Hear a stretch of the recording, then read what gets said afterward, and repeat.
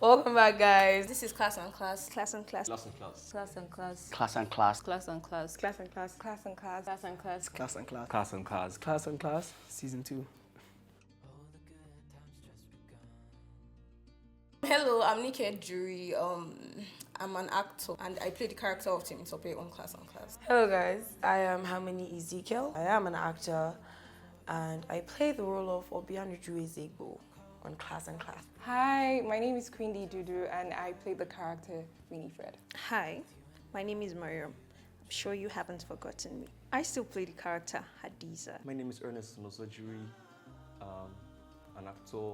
I'm a student. I'm a baker.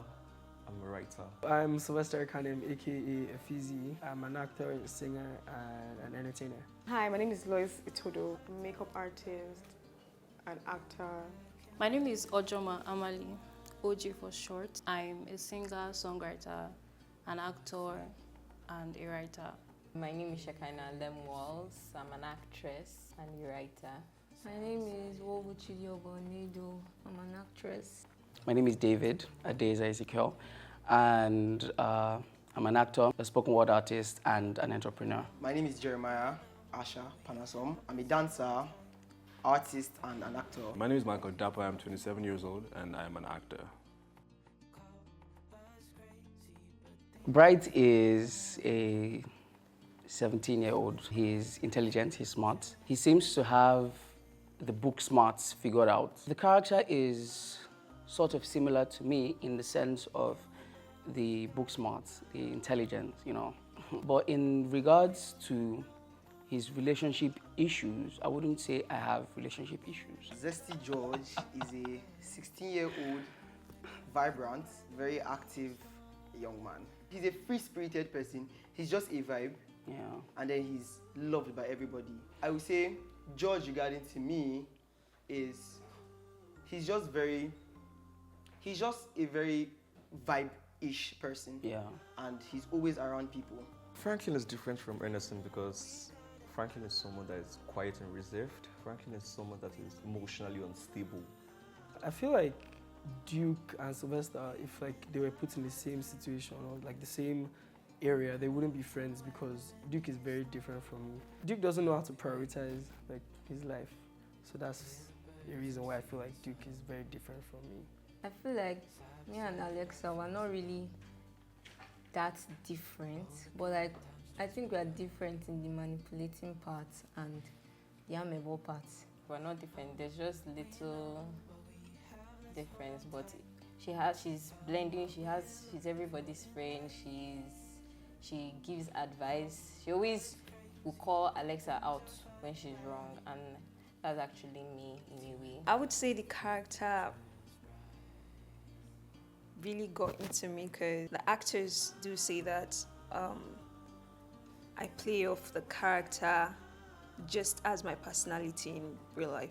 Winifred is nothing close to Queen D at all. No. I'm not a rude person at all. No. I see myself in Uju. I see some traits of mine in Uju. She's bubbly, she's jovial, she's there. She knows no cap. She knows quite a lot more than I do.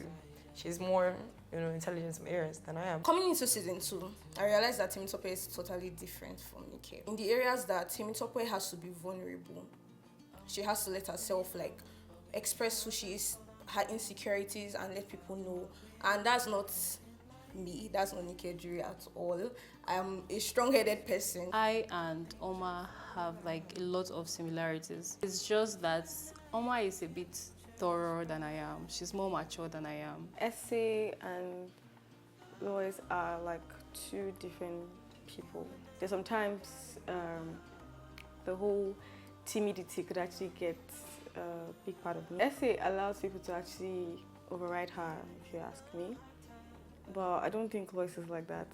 She's actually going to call you to order and tell you this is it, but Essay was scared throughout. To be honest, this character, Jay, and myself have so much similarities. It's actually kind of hard to tell the difference now that I think about it. But off the top of my head, I would say, yes, Jay is very temperamental and he has less control and his anger.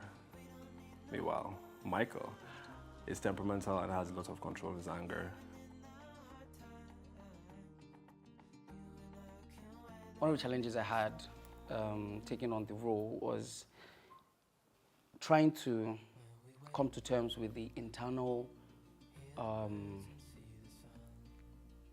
needs of this character. It was really tasking, but at the end of the day, I could say I made it work. Trying to get ready emotionally. I keep using the word emotionally because if you deep into Franklin from season 1 and now season 2, you see Franklin is someone that has been going through a whole lot. Not like a challenge, but if it's supposed to be a challenge, one thing is having to get ready every time emotionally to be Franklin.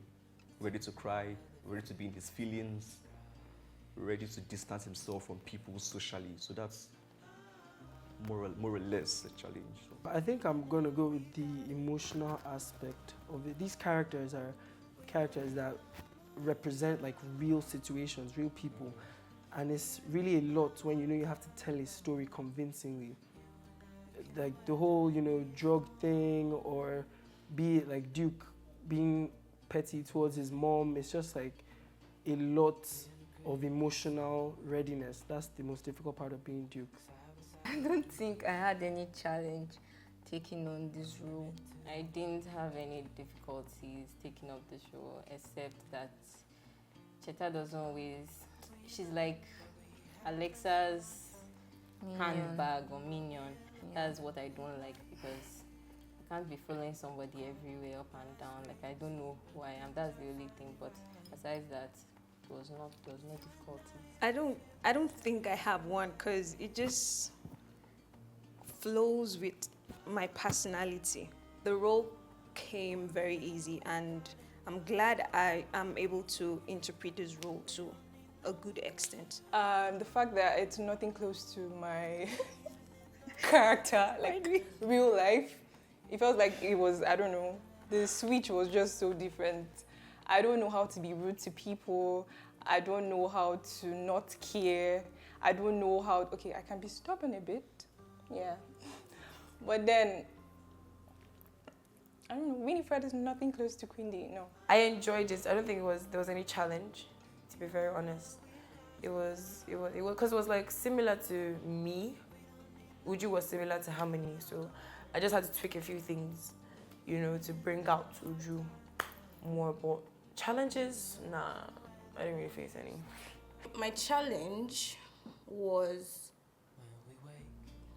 I had to, playing the role on Temitope, I had to tap into those emotions, like I keep on saying. Temitope and Nike are very different people. And I love the fact that I had to play a character that's completely different from my personality. So it's the fact that I had to kind of relearn certain things while playing Temitope, because she observes, and she watches her friends do and say out how they feel and everything, but she's not really in that position to really say it. But in real life, I would say my mind and everything. So it's just definitely tapping into those emotions and being able to act out who Temitope is, I guess. The challenge would have to be that it is actually my first time on screen and I was getting nervous. So yeah, that's the only challenge. The only thing for me was when I was always begging the director, please just let me change it for her just at one time. But it just never happened. So I think that was pretty much challenging. The most challenging part for me was the part where Laurel, Jay's mother, had to slap him. It was very traumatizing for me, especially because I knew the slap had to be real, but it didn't have to be that hard, so that was very challenging. And it took a lot for me not to forget my lines in that scene. And the director goes ahead to say, please, another take. So I got slapped twice. That was very challenging.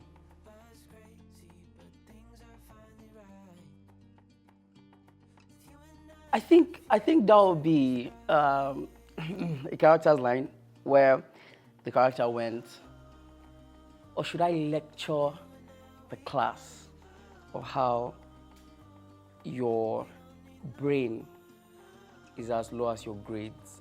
Oh, that line killed me. My favorites would be episode 14, where I have to be like, that boy is my classmate. I mean, I get to see him every day. I'm no longer his friend. Yeah, my favorite line is definitely pigs.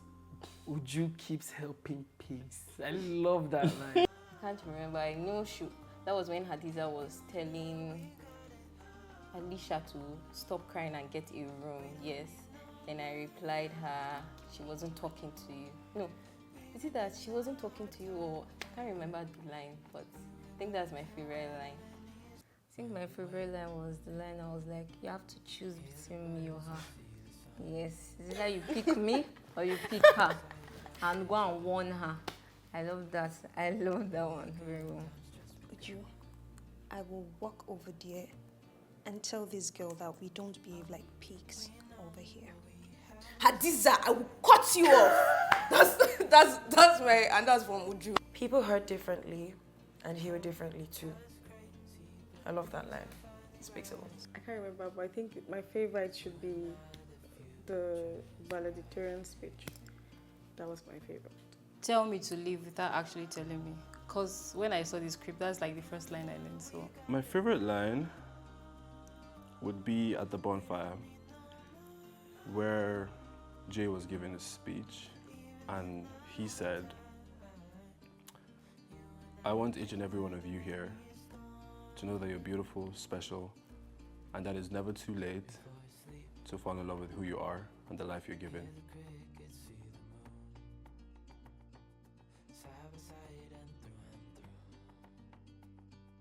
For me, success is easier to achieve because you have a picture in your head, you have a goal at hand, you attain it, and you have those little wins to accumulate into the bigger success. So yeah, success is easier to achieve. Success is very easy.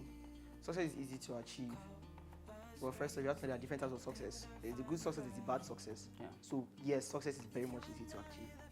God has plans for everyone. So I feel success, or I know success is meant for everyone.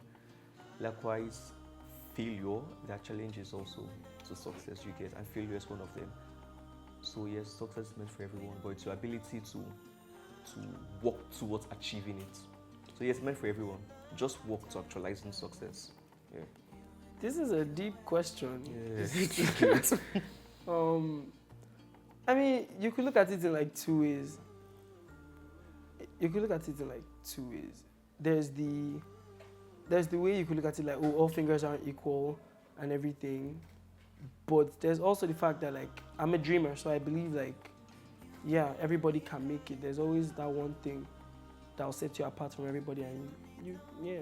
I feel like if you actually put your mind and give it your all, you actually succeed.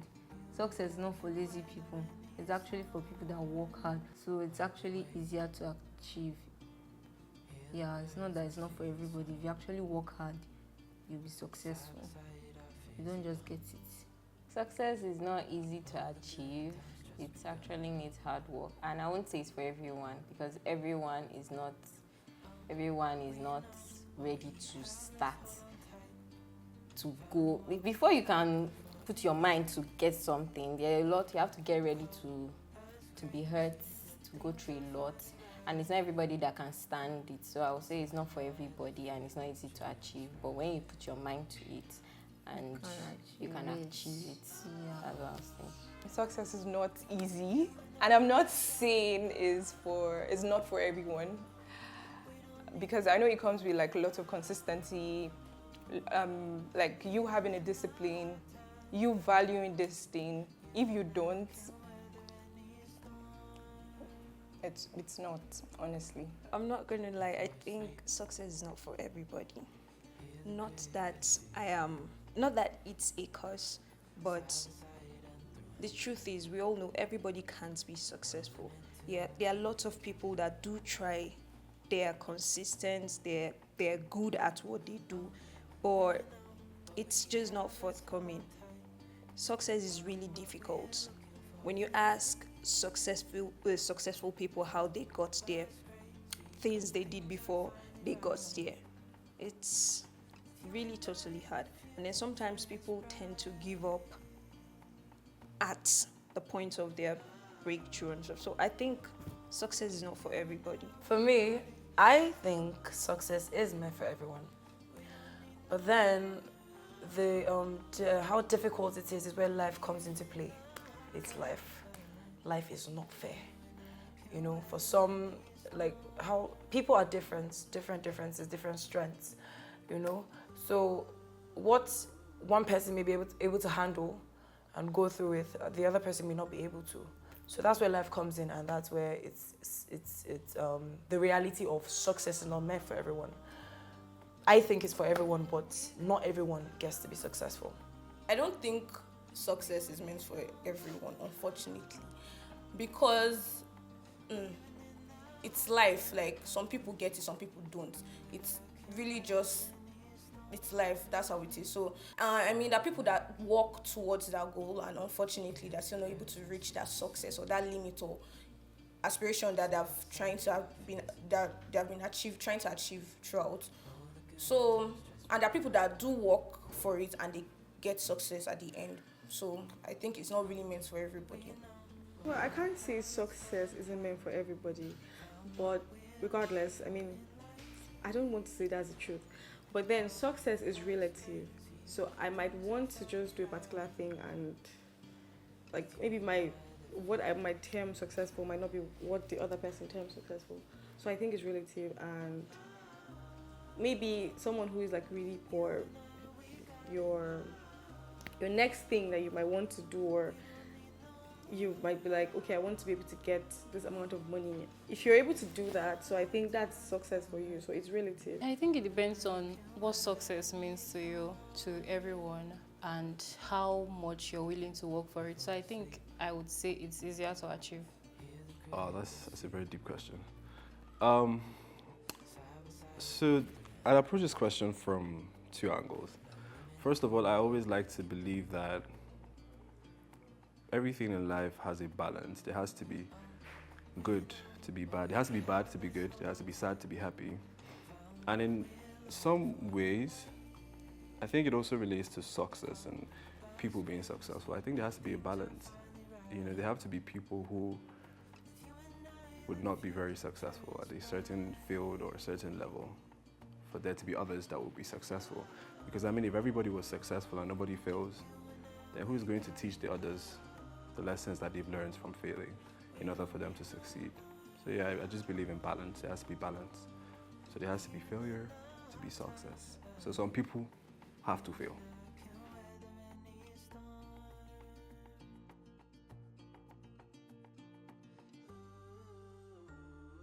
You mentioned season 2 of Class and Class. What comes to my head is drama. A whole lot of drama. Off and on. So it's going to be dramatic. It's going to be a lot of suspense, and it's going to be intriguing. Yeah, that's why. It's going to be there's a lot of snapping. Yeah. You should cut that out. What do I think about season 2? Well, I think it's going to be very interesting. For one, there's a lot of growth paths. Like, there's a lot of difference from everybody you could see, physically, mentally, in season 1 of Class and Class. So everybody has grown. Yeah. Very, very well.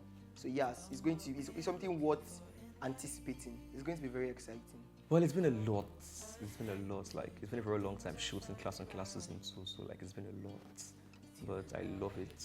I mean, you're an actor, so we're here for it. But it's entirely different from last year's season 1, because the whole storyline is different. 1, 2, the duration from season 1 and season 2 is quite different. That's shooting on set and the film duration, I mean the movie series duration, whatever they call it in acting. But the duration for what's showing right there is also different. So it's been a lot, but we are pushing. 2 ways to answer, or 2 different answers. What I think about the show itself this season is crazy. I like it solely because like you guys are gonna see Duke like a lot more. Yeah, so there's that. I like that. I like the story in general. I've seen a lot of scenes, like we shot a lot of scenes, so I know the acting is like on. Everything is just on, like, so you guys are really like in for a big show. Filming has been amazing. and that's just like on period. Everything is just great. It's a great show. What's not to love? I love it. I really love it. I like how my character was developed. Like you can really see Alexa now. Yeah, because season 1 I wasn't really, I actually like the storyline and everything. I love season 2 because season 1 was basically, it was talking about topics. You see, they're talking about drugs, shisha, rape, yes, Biafra war. But like season 2, they started focusing on the characters. Like you see Uju's life, you see Temi's life. We didn't even know Temi had a single mom, and now we know. So I love season 2. Like they dwelled on everybody individually.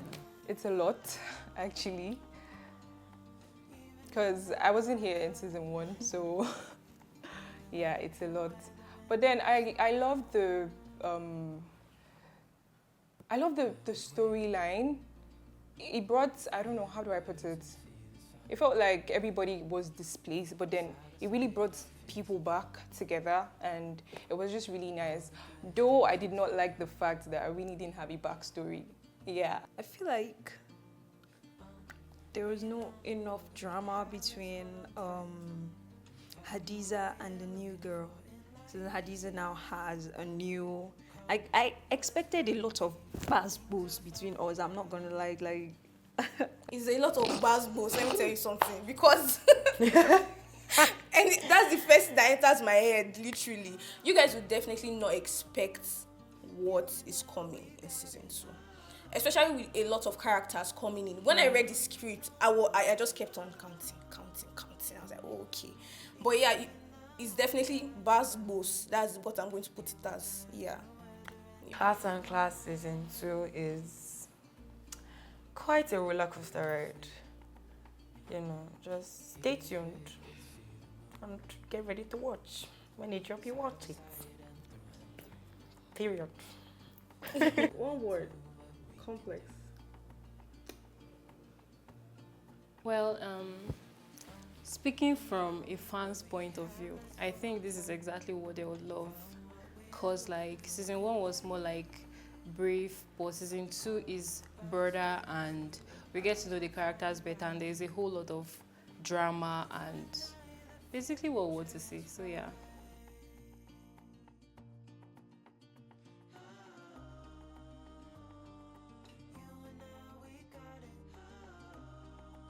Oh my God, I've been thinking about this and I'm not even going to lie, it's going to be extremely wonderful. Because I've been having the scripts in my head myself, like I'm the writer. So I'm going to be really excited. I have a whole lot for this life after high school. So definitely, if I'll be around, sure, why not? Yeah, definitely. Yeah, I'm definitely down. Yeah, down. All the way down. Like, working with like this cast and the crew has been like a phenomenal thing. It's just like a lot of amazing energy. So yeah, I'm always down. Any day, anytime. Just call me up. Watch the show. Tell a friend to watch the show too. And tell that friend to tell another friend. Because like that's why we're here. Like we're entertaining you. Watch the show. That's the advice. It's gonna teach you a lot, seriously. So watch the show.